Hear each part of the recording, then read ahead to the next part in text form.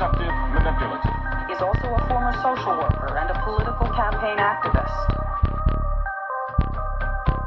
Some people in town say the base is run by aliens working with our federal government to conduct mind control and genetic experiments. I'm leaving. I'm glad. Thanks a lot, society, for railroading my ass.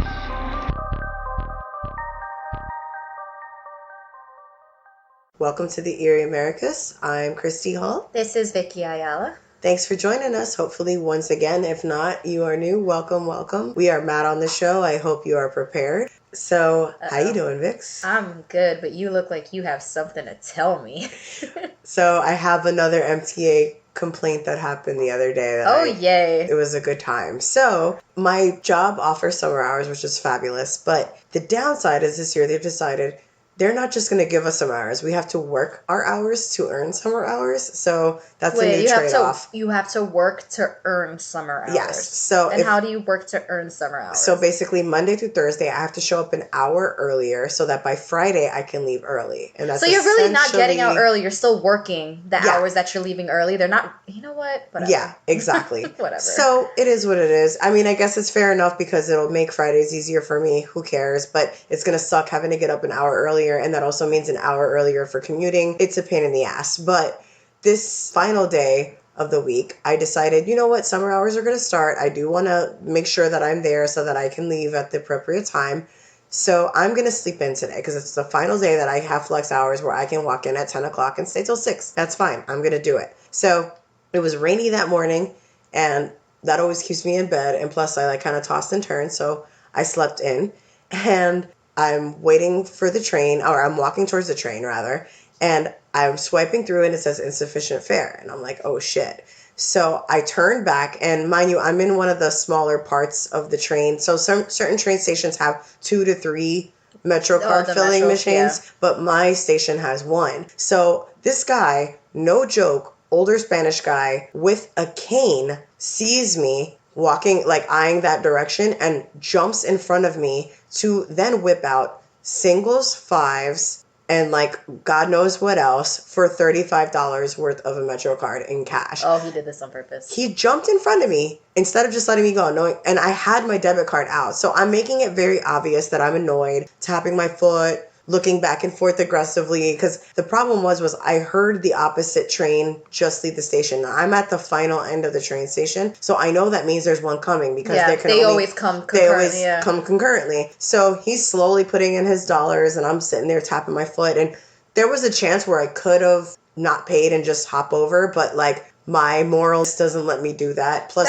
we don't have that type of luck. You'd get caught and get in trouble. Well, the one time I did in high school, I got caught. So I already learned my lesson. I'm like, no, I'm going to wait. So lo and behold, all of a sudden the train starts coming. He magically can start fishing in his dollars, no problem. And he catches the train, and I missed it. And then I was waiting on the train for 10 additional minutes, and I walked in at 10:11. So if I had caught that train, I would have gotten to work right on time. And this is one of the things that makes me want to get the fuck out of the city. That's making me happy that I'm getting out of here, because I can't stand people. You were walking around in a cane and you managed to cut me off, slowly do it, and then hear your train, and all of a sudden it's all about you. I'm sorry, guy. I hope your leg never recovers. I'm going to say it. I just wish the same thing on people when they do something really fucked up, and I just hope he gets the runs nowhere near a bathroom. But the upside, aside from you should have seen me, dude. I was cursing on the train platform. I was flipping off the train as it went, because of course I saw it going away. That was the fastest I could get was watching it go down. And I'm like, F you, screaming at 9 a.m. in the morning. Yeah, but that's such typical New York shit for someone to be cursing at the top of their lungs. And luckily there was only a handful of people there because everyone caught their train, because both trains just went by. So there was only so many people that saw me ranting and raving. But it's those things that make you lose your goddamn mind in this city.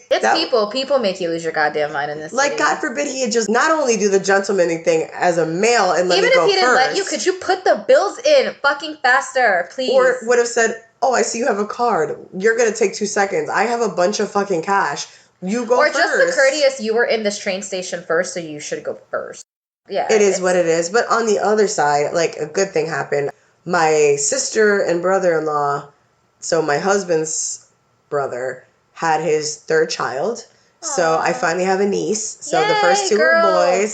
Finally. And this is the first female Hull on this side since his grandmother's daughter, so his aunt. So 2 generations without girls. So this is a pretty big deal. So I'm really happy and I can't wait to meet her. And she's so cute. And congratulations, Ariana and Kevin. I don't even think you listen to the show, but I don't care. I'm happy. I love you guys. She follows the Instagram. Yeah, she does. So I'm really happy. I'm excited and I can't wait to do it on her forever and ever. I'm leaving with that positivity. I can't wait to see more pictures. Please do not put your child near me.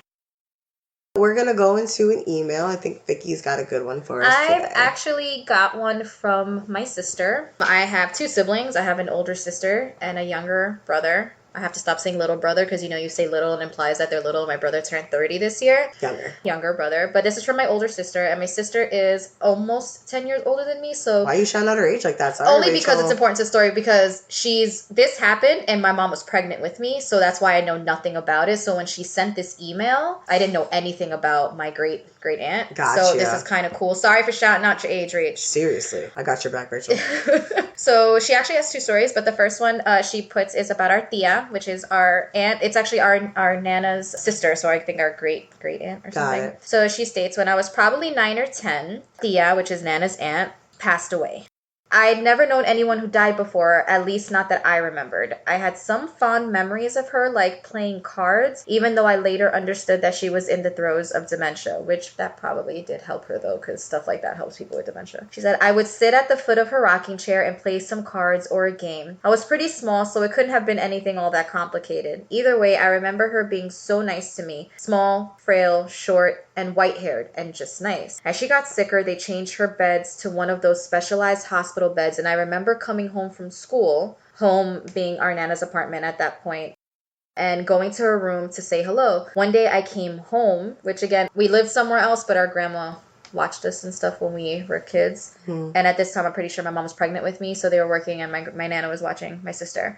And she went home, and there were EMTs there. I was kind of scared and confused. I went to her room, and her bed was empty. Someone, I think it was Nana, said that she passed away. After I asked where she went, I was sad and confused, but I don't remember if I cried right away. The concept of death is challenging enough as an adult, even more so for a child. But because I attended Catholic school at the time, I was religious and remember feeling comforted by the idea that she was going to heaven. I sometimes wish I still had that faith. It can be comforting.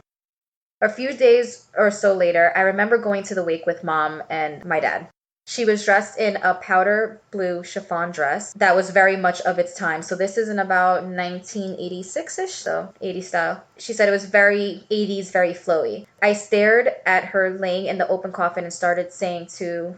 We have a nickname for my father, so I'm going to say it. We call him Mincho. Saying to Mincho that she was moving, she was alive. I don't know if I was upset, I just remember seeing her move. He explained that it was a trick my brain was playing on me because I was sad. She wasn't alive and she wasn't moving. I just remember being confused. I guess I must have been upset because Mom and Mincho decided I shouldn't go to the burial, although I wanted to. Late that night, or perhaps a couple nights later, it's hard to remember the timing, I was laying in bed watching TV. Don't remember what I was watching. I'm guessing they let me get away with having the TV on during the time because of her death, because I didn't even have a TV in the bedroom for a while. And once I did, I wasn't allowed to sleep with it on. Our parents were super strict. Next thing, Thea kind of floated or glided in through the window of my bedroom. It wasn't particularly scary, just surreal. She had that flowy powder blue dress that she was buried in on. She kind of just stood there for a while looking at me, and I stared back, pretty much just peering over the blanket. Then she walked out the bedroom door. I always wondered why she didn't leave back through the window. Ghost logic? Nothing crazy happened. She didn't shapeshift. She didn't threaten. She didn't even speak. I just remember I never forgot it. You forget a lot as you get older, but this, I didn't forget. Mincho said it was a dream and that I must have been asleep, and then went on to tell me his own damn ghost story. Hipotrica. That means hypocrite. It means in Spanish. That's a really interesting story because, again, my mom was pregnant with me at that time. So, of course, I know nothing about Thea other than she was one of the only people who guessed I was going to be a girl, because back in those days, there were no gender reveals. My mom didn't know what she was having until she was giving birth. And there's one more story that I'm going to jump in on a little bit because it happened in our old house. We had a house. We used to live in Old Mill Basin in Brooklyn, which is by our big mall, Kings Plaza. And me, my sister, and my mom had experiences there because we're more sensitive. My brother and my father just, I don't know if they didn't or they just didn't admit it. But she describes the house as being touched. She said, we all know it. For me, the presence lingered upstairs, especially in the bathroom or our mom's bedroom. The presence seemed feminine to me, though I don't know why. It's just how I remember it. I also agree there was something very feminine about that presence, like a mother. The bathroom faucet would be on for a while, and I'd think, who left the faucet running? And I knew that I didn't turn it on. I would think you did it, and then would realize no one was upstairs but me. Our house was adjoined to the neighbor's house. We had like one of those attached houses. Mm-hmm. Because their stairs were aligned with ours, every time they walked up and down the stairs, it sounded like someone was walking up and down our stairs. So after a time, you got used to it. But on several occasions, I'd hear someone going up the stairs and then would see the neighbors coming home shortly after, which means no one was home.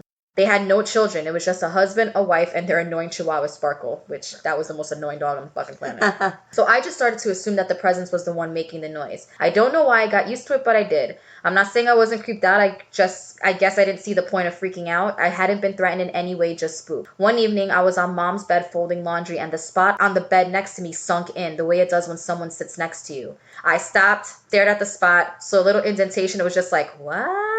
She wrote that. I don't think I vocally said anything, but it was definitely the feeling. The indentation stayed there. I don't know how long I stared. I was just frozen. At some point, I just shrugged and went back to folding clothes. Later, I told mom about it, and she was like, oh yeah, that's happened to me too. That's such a mom answer. It is like, yeah, totally. Happened to me. No big deal. After that, I just basically became accustomed to the faucets, the stair noises, and the occasional presence of someone in the room. When you're watching a ghosting movie, people in the audience always say what they think they would do, but I don't know. I guess in real life, it's not always so simple. Mm-hmm. There's something to be said for the type of presence. In this case, the presence didn't feel threatening. It was more spooky than anything. I was definitely creeped out when I was home alone overnight, but to some extent, you really do sometimes get used to shit, if it's not like the Amityville Horror. Leave this house at once or one of those situations. The presence just sort of seems to be chilling, hanging out. And I can attest to that because I also had experiences in the house. I saw the indentation once when my sister and my mom were having a conversation. And I don't know if my sister doesn't remember this, but I remember somebody telling the indentation to get out and the indentation left. There was also a child, I think, because there was a ghost that used to play pranks on my friends when they slept over. Like, my friend came over and she kept thinking someone was pulling at her toe. I'm like, nobody's pulling at your toe. I had a closet that the door, like, my floor was unlevel, so it would make sense for the door to slam shut, but it used to slam open, and that didn't make sense. So my father would be like, oh, it's the unlevel floor. I'm like, it's not, it's slanted, like, the facing down, way. And it's slamming open, but whatever, dude, like, you don't want to admit it. I had plenty of experiences in that house, but I'm really happy to know it wasn't just me. Yeah, that's always comforting when someone else can confirm that it's not. But it's definitely like it was like that. Like we got used to it. I lived in that house from when I was 8 until I was 21. It wasn't threatening. It didn't do anything. I mean, it did annoying shit. Like the kid, like I'll probably get into stories later on because I have a lot. Mm-hmm. But it wasn't threatening. It didn't feel like it wanted you to leave. It was kind of just there, and you got used to it. It's kind of like you moved in with them type of thing. Like right, and I know in movies people are like, damn, I would just leave the house. You don't. Especially if it's not doing anything mean. And what am I going to do? Like, my parents saved up for years to get that house. Like, what are they going to do? Leave? And not just that. We live in New York. New York is haunted, period. There's people that have lived on top of people that live on top of people that live on top of people. Eventually, all those energies are going to merge. And you're not going to find an unhaunted house here. Not every presence is a negative presence. And that's kind of what I think you're saying. Yep, and I think it definitely wasn't. It was just there. Interesting, too, that it was your sister that sent the email this week because my next case is a boat case. It's a mystery, but it also involves siblings. So it's pretty interesting. So we're going to get into that right now. I know we've covered a boat case before, but this is a little different. Our previous case was A Storm of Questions, which was our 4th episode, I want to say. 3rd or 4th? I think it's 4th. I want to say 4th. What was different between this case and that case, other than this one is in Georgia and that one was in Hawaii, is there's actually a survivor on this one. Oh, interesting. But the rest of the crew is still MIA. So I thought it was an interesting case. It's something different. It's a southern case that I was really not super familiar with. This is the mystery of the crew of the Cassie Nicole. On or roughly about April 10th, 1990, 23-year-old Billy Joe Neesmith, captain of the Cassie Nicole, a snapper boat from Georgia, he and his crew set off for a 7-day fishing expedition in the Atlantic. So I'm not a boat person, so I had to look up what a snapper is. A snapper is kind of like fairly larger boat than like a yacht boat and not quite a cruise boat or anything like that. So it's big, but not the It's almost like, you remember the boat, the Jenny from Forrest Gump? Yes. That size. So enough to walk around, enough to kind of do some fishing on. I really hope that people have watched that movie. So if you haven't seen Forrest Gump, be Please go ashamed of watch it. yourself and go watch it. But And then it is it's that boat. size Yeah, of that Jenny. boat. So it's something similar to that. His crew consisted of his brother, Nathan Neesmith, his nephew, Keith Wilkes, and friend Franklin Brantley. The boat had previously spent over 1 month in dry dock for maintenance, but was ready to go. I couldn't find whether they fixed it up themselves or whether it was at Just that it was mean. supposedly. On the second day of the trip, they were about 65 miles offshore, and Nathan said that he got up around 3:30, 4 a.m. in the morning, started the engine, and started to go somewhere to go fishing. So Nathan is Billy Joe's brother, which is the captain. Okay. So that's Nathan who got up and decided to start early. Okay. At 4:30 a.m., Nathan noticed the boat was acting sluggish and riding deep, so he woke up his brother to alert him. So he woke up the captain, Billy Joe. He and Billy Joe noticed it had picked up about a foot of water in the hold. And so the hold is kind of like keeps the balance on the boat. So it's a foot of water is getting into the boat. Nathan woke up the other two men, and they formed an assembly line, manually bailing out the boat, handing each other buckets and discarding water overboard. This is a quote from Nathan directly. And when we got in line and started passing the buckets and trying to bail the boat out, in the meantime, we took the life raft out. It was a 2-man life raft. We had been hollering Mayday on the radio. We had Billy Joel working on it. Never got anywhere with that, and the engine finally stalled. The effort was in vain, sadly, because the boat kept sinking lower and lower and was taking in water at a faster rate than the men could jettison it overboard. So they're just like dumping all this water and more keeps coming. So they're trying to save this boat as much as possible, but it's just not happening. Not happening. All the power of the Cassie Nicole was lost. The radio at this point was useless. Oh, shit. Nathan and his crew had no choice but to abandon ship. So they're on their own, 65 miles out of the shore. With a 2-person life raft. They boarded the life raft, which looked like it was not well taken care of, being rotted by fungus. Nathan explained it like this, quote, "Life raft was kind of rotten. It had a hole in the side of it up on the top. We don't really know what happened there, but we do know that it had a hole in it about the size of a quarter." So the captain, Billy, had no choice but, as we said, to abandon ship and put them in there. However, once this thing deflates or takes on water, they're in the water. So they're screwed. Like, Screwed. You're in the water. And by sunrise, the life raft was sinking fast. Suddenly, salvation came floating by. It was the hatch cover from the Cassie Nicole. The 4 tied the raft to the hatch cover and climbed aboard. All 4 men barely fit on the raft, which was not designed for so many passengers. After they tied the hatch to the raft, it was still light enough to take a look around and see what options they may have to get somewhere safe or be rescued. So at this point, it's sunrise. They're on this hatch on But they're like all a rickety still boat. alive, and they're trying Alive to figure and out how well, to get... trying to figure out how to get some help at this point. They could physically see the Cassie Nicole as it had not completely sunk. It was sort of submerged. Particularly if it did capsize, there would be an air pocket in there. So they could kind of still, it was still kind of bobbing above the surface, kind of. Nathan was quoted about seeing the hull of the Cassie Nicole in the distance. It looked like it was maybe 3 or 4 miles from us. I said, I don't know what kind of chance we got, but at least maybe one of us can make it out to the boat and get some kind of help. Well, that's what I struck out to do. And they started hollering, no, no, no, you come back. If we separate, we're going to be splitting up and ain't no telling what could go wrong. Remember, I'm quoting him directly. He's in Georgia. According to Wikipedia, a hull, which is my last name, is what keeps the water out, basically. It is a watertight body of a ship or a boat. The hull may open at the top, or it may be fully or partially covered with a deck.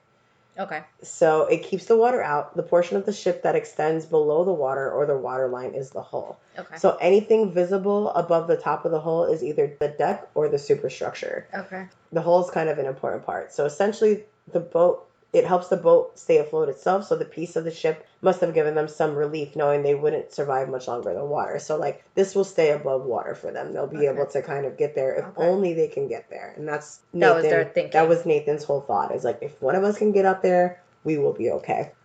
Without heeding the warnings of his fellow crewmen, as the 3 other men kept shouting for him to return, fearful of what would happen if they were split up, Nathan swam to the stern of the sunken boat. Quote, "I just kept swimming and swimming. I swam from, about 9 o'clock that morning, and just before dark that afternoon, I got to where I thought the boat was. I drank so much salt water trying to swim it. I was just real weak." Nathan swam to the submerged hull and noticed the raft a few miles away, which he claims took roughly 7 hours. It doesn't sound like it should have taken him that long, but if you think about it, they spent a harrowing night basically submerged in water. He's super weak. Hungry, tired, weak. He could think that the boat was only a couple miles from him, but it was probably further. He was weak. He was tired. It makes sense that it took that long. Again, it must have been a bit longer than he thinks, given the time and the lack of all of that. The pain must have been excruciating. Like, Yeah, I can't absolutely. even imagine. So Nathan then spent a long, harrowing night clinging to the hull of the Cassie Nicole. By the morning of April 12th, a freighter passed within 3 miles of Nathan. Quote, looked like it was about 4 stops, maybe 5 stops, and each time it would stop or circle, and it was in the direction where my other mates were. So I figured that maybe it had stopped to pick them up. So he's watching this boat circle over and over, and when you see that, that generally means they're picking something or someone out of the water. The freighter continued its odd movements for nearly 3 hours, then disappeared. He watched it as it seemed to stop and circle, but it never came for him. I think he must have been under the impression that it took off, but it was going to come back for him. Right. Or maybe he just fell asleep and couldn't see it. So he was under the impression that he was going to get rescued too. Nathan started to think he had shown poor judgment in splitting up, as he seemed destined to go down with the ship now. For 2.5 days, Nathan drifted and prayed that the Cassie Nicole would stay afloat. So he's out there for 48 hours by himself at this point. Hanging on for dear life. Hanging on.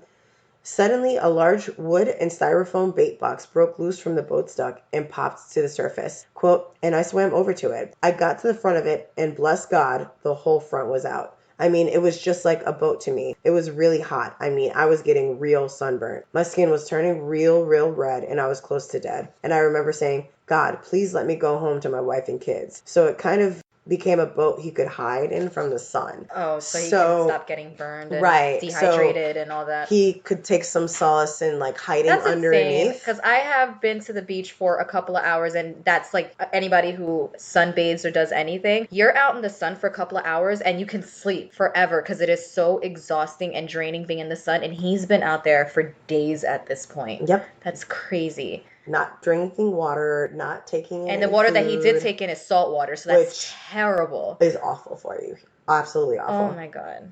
Nathan said that he drifted in the Atlantic, he splashed water on his face, and tried to avoid drinking the salt water. He felt at times he would not survive. Quote, I heard people talking to me. I drifted along. I heard people yelling out, Nathan, 3-8. I jump up and look around. I thought it was somebody. Here I am looking around, and it was only the good Lord keeping me awake. End quote. Sounds like he began hallucinating, which if you drink any type of seawater would get you to that point, let alone day after day and what's going on. Subjecting himself to, yeah. Yeah. So after 4 atrocious days at sea, at about 10 a.m. on April 15th, 1990, Nathan Neesmith was spotted by a passing boat floating in a large wooden box about 20 miles east of Hilton Head Island, South Carolina. So he's drifted. It's crazy that this happened on April 15th because that's the date the Titanic hit the iceberg. April 15th. That's pretty intense. That's crazy.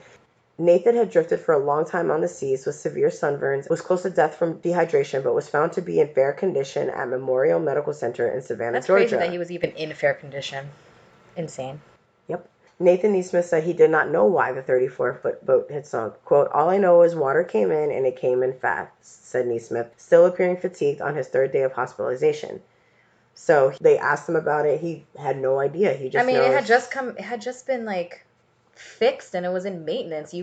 How the hell did that even happen? And that happened pretty quickly, right? Like they were barely out there when it happened. He drove out an hour and a half later. He was waking up everybody and it's not like they even had water. Time to hit something or anything. The big question, however, was where were the others? Because they were still missing. Right, because he could see the raft, right, when he first got there, so they weren't that far.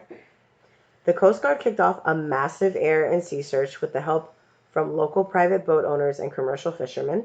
The Cassie Nicole was found the night of April 16th, about 45 miles off the coast. But all they found of the other 3 men was a life vest and a sleeping bag about 5 miles from where Nathan had been rescued. 2 days later, the search was called off, and Billy Joe, Keith, and Frank have never been seen since. Nathan's family, however, did not lose hope that the rest of the crew was alive. Nathan has insisted that the freighter picked them up and then deposited them in a foreign country. Maybe they so sure that his brother and his friends are alive, just somewhere else. Mm-hmm. So now that Nathan is back on dry land, here's where things get really, really spooky. Like, really fucking weird shit happens from here on out. Like, it's already a weird enough scenario. I was gonna say, I'm like, it's already spooky shit. This is already weird, but it gets even weirder.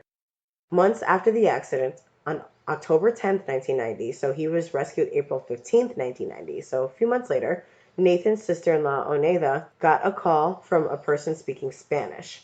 She couldn't understand anything that the man had said other than her name and her phone number. Everything else was Spanish. Unintelligible to her. She did not speak Spanish. No idea what they were saying. He was evidently trying to give her a message, but clearly the caller had little to no English speaking abilities. She stated, quote, all this person would kept saying was repeating our phone number and saying our name, and that's all. And we just kept saying, hello, hello, and it was cut off. Static cut off. Shortly into the conversation, the caller hung up. That same day, Doug Tyson, the owner of the Cassie Nichols, Billy Joe was the captain, but he wasn't the owner, right? Okay. Doug Tyson received a similar call from someone speaking broken English.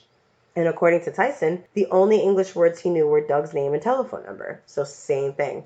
Quote, we didn't say anything about the call when we got it. After that, about 6 weeks, we were down visiting the Neesmith family, and they started telling us about their call.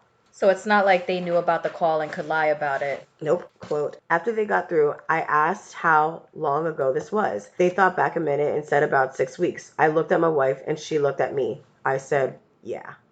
Over the next year, 5 more calls came in. The fuck? 3 to Oneida and 2 to the Tysons. Finally, on March 6, 1991, Oneida received a call and the caller spoke a single sentence in English. Quote, very simple words. Just said, I'm bringing them home. That was it. End quote. After only a brief moment, the connection was lost. There have been no calls since. And they didn't return, I'm assuming. In her testimony, Oneida believes the caller is a native of a Spanish-speaking foreign country who has befriended either one or all 3 of the captured men and is taking an extreme risk to himself to communicate with both Tyson and Oneida. According to the U.S. government records, Franklin Bentley, Billy Joe Neesmith, and Keith Wilkes are lost at sea and have been declared legally dead. Well, yeah, because I know after a certain amount of years, you can declare someone legally dead. Totally. However, the strange phone calls seem to suggest that they were alive and on the way home. But since then, no calls, efforts, communications, nothing. Nada? Their families are very interested in learning their whereabouts, needless to say, and have reason to hope that their brother, nephew, and good friend are still alive. I'm going to kind of get into a couple of different things here. There are some holes in Nathan's story. Are there? Nathan was found barely clinging to life 3 days later, as previously discussed, from dehydration, being in the sun. All that. Through the Coast Guard launched an intensive search for them. No sign of the others were ever found. Some say Nathan's story is suspicious. The claim that he abandoned the others to swim for over 7 hours to reach the hole, plus his story about the freighter, are far-fetched to some people online. They just think it doesn't make sense. Experts speculated that Nathan was directly involved somehow and that the 4 of them may have been part of a drug trafficking ring. These are all different theories. What? Yep. Do they have evidence that they had anything to do with drugs before this boat ride? They just suddenly were like, hey, these guys are part of a drug ring? I think that they're just grasping at straws because they can't figure out what really happened? What happened. Like, once again, people always need an explanation, and that's pretty much what it boils down to. Subsequently, it appeared regardless something went awry. Others, interested in the story, think the freighter itself was part of a drug trafficking ring and that the crew took the men prisoner or killed them to keep them quiet. Some Reddit users say otherwise. Neesmith sees the hull of the Cassie Nicole about 3 miles away and swims over 7 hours to reach it, against all reason. Then, he spends the next 3 days close to death due to dehydration, hypothermia, starvation, fatigue, etc. He claims he saw a freighter 3 miles away, making moves he considers erratic or suspicious. A freighter, container, cargo ship, whatever it was, in an international trade lane near the U.S. coast. All while he's saying he's, quote, hearing voices. This guy, according to some, sounds like he's suffering from survivor's guilt. That could be exactly what it is. It could either be survivor's guilt or just hallucinating in general from all the conditions that he was, exposed to. People in less stressful situations can and do form blurry memories. He probably saw a freighter just passing through and thought maybe that was it. So, yeah, and people close to death have also claimed to hear voices and hear people and see things. He could have seen... He said he heard voices. Right, he could have been hallucinating a possible rescue for himself just because he was so close to death and thought he saw a boat and thought he heard voices when in reality it was nothing. 100% what it could have been. The freighter that may have picked up the 3 men could potentially have been involved in some illegal maritime activity. That's another theory. Like, maybe they weren't supposed to be there. Maybe they were doing some illegal fishing. Maybe, maybe something less skeevy than drugs or doing something else. Or it may have flown the flag of a country with an anti-American policy. So that's a possibility because Cuba from Georgia on that coastline is really not far. So maybe there was like a Cuban boat that wasn't supposed to be there. I mean, this could have been an unlimited amount of things. The Spanish words of the mysterious caller suggest that they may have been taken to Cuba, as I mentioned. The end of the call suggests that the caller was discovered and neutralized either by the drug smugglers or superior officers. Because, why would someone reach out 6 or 7 times, never be heard from again? It sounds really... And the calls were brief, and they the just final hung up call all was, of a sudden. I'm bringing them home, and then they never came home. So why would someone reach out to these two people not really knowing the connection between these two? So it's super strange. The family is convinced that they are being held against their will in a Spanish-speaking country, and that the caller who called tried to reach out to Oneida and Tyson and risk their lives to get the message to them or even get them home.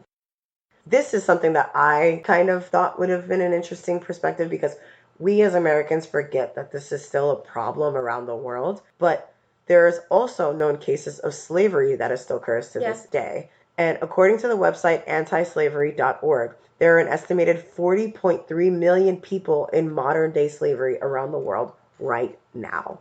40 million people. 10 million are children. 24.9 million people are in forced labor.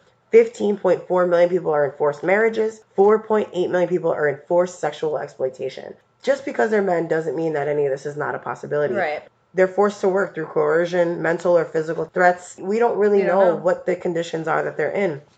Someone is in slavery if they are owned or controlled by an employer through mental or physical abuse or threat, dehumanized, treated as a commodity, or bought or sold as property, physically constrained, or have restrictions placed on their freedom of movement. So this is all on antislavery.org. So these are all possibilities. What if you're dying out in the sea and some people see you and collect you and say, you work on this boat now? They quote unquote rescue you, but they really just are throwing you into this other crazy life. Could it be possible that they're being held on land or even on boat for manual labor? If they are even still alive now. And that's the big question. I mean, once that last phone call happened where the guy or the person was like, I'm bringing them home, that could have been a cue for all of them to be killed, including the person who made that call, if they're being held against their will. Totally. Lastly, could it be that they never made it out of the water?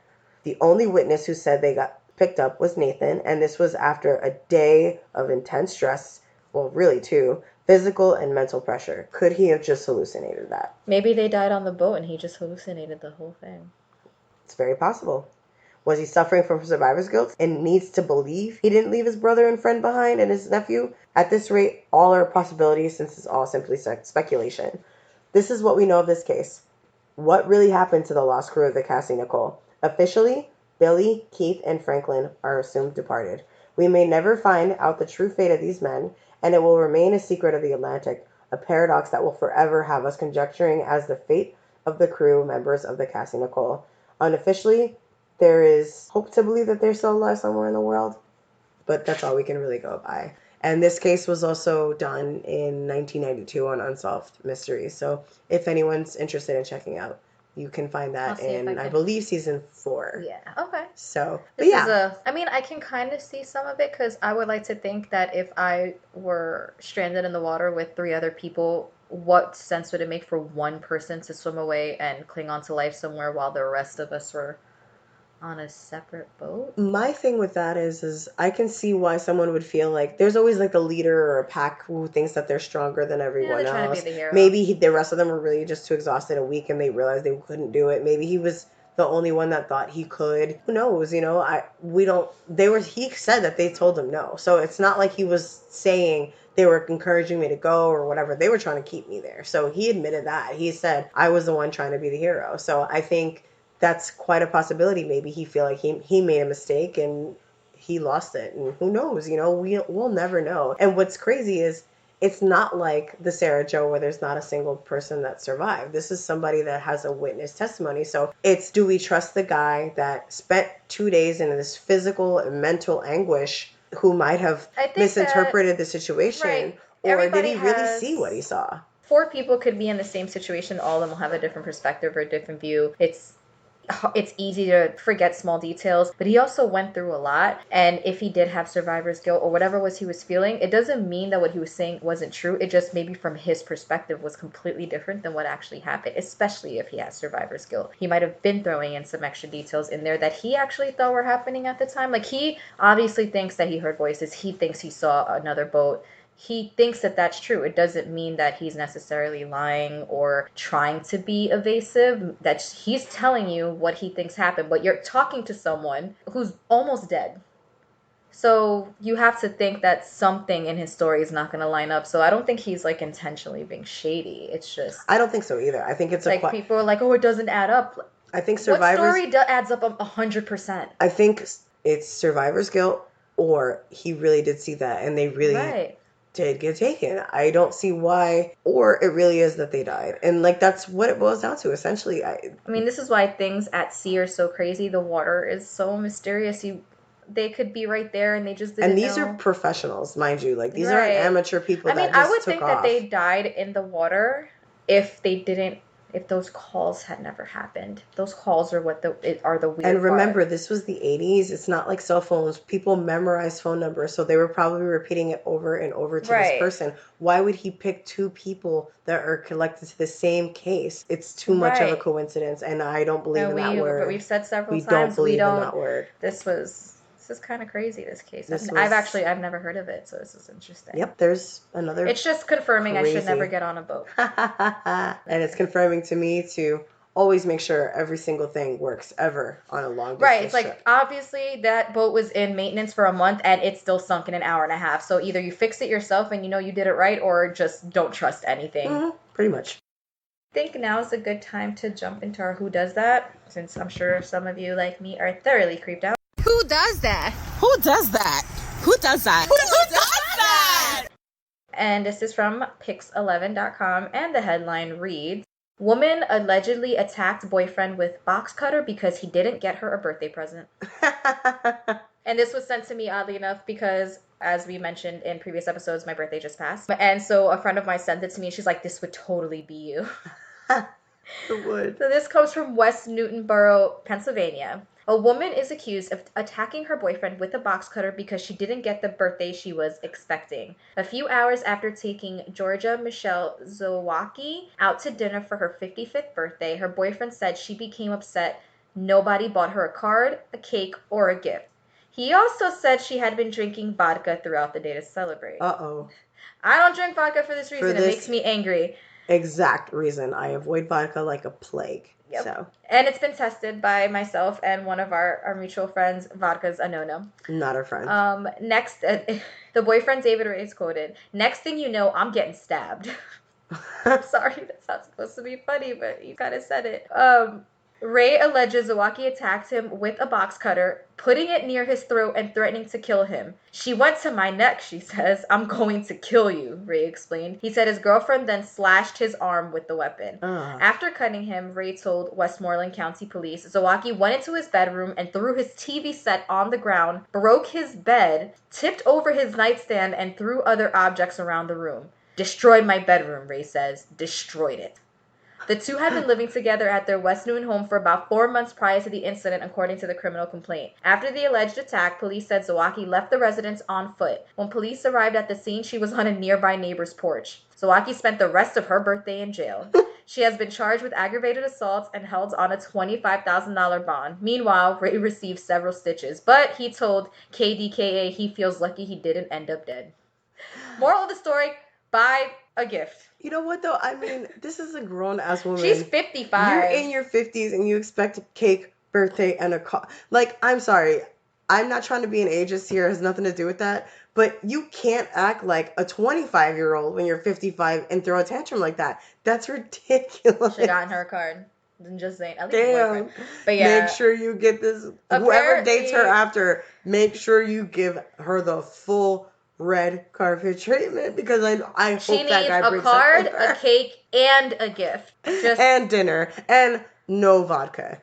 Absolutely no vodka. She needs to be cut off of vodka. vodka. No vodka ever. No vodka for you. No vodka ever. No vodka ever again. And it's crazy because after all this, you ended up spending I mean, talk about not having your birthday go your way. You spent your birthday in jail. And it's going to cost you so much money. $25,000 just to bond out, plus whatever lawyer you need. Plus everything else it's going to cost you in the fees. Forget about it. Good luck, Chica. I hope your 56 goes better. And I hope your next boyfriend buys you all the cards and all the cake and all the gifts that you require. And please, please, please never drink vodka. Or your girlfriend. Hey. Yeah, you might be going to jail, Chica. Sorry. PSA, get me a card next year anyway. Okay, but thank you so much for listening.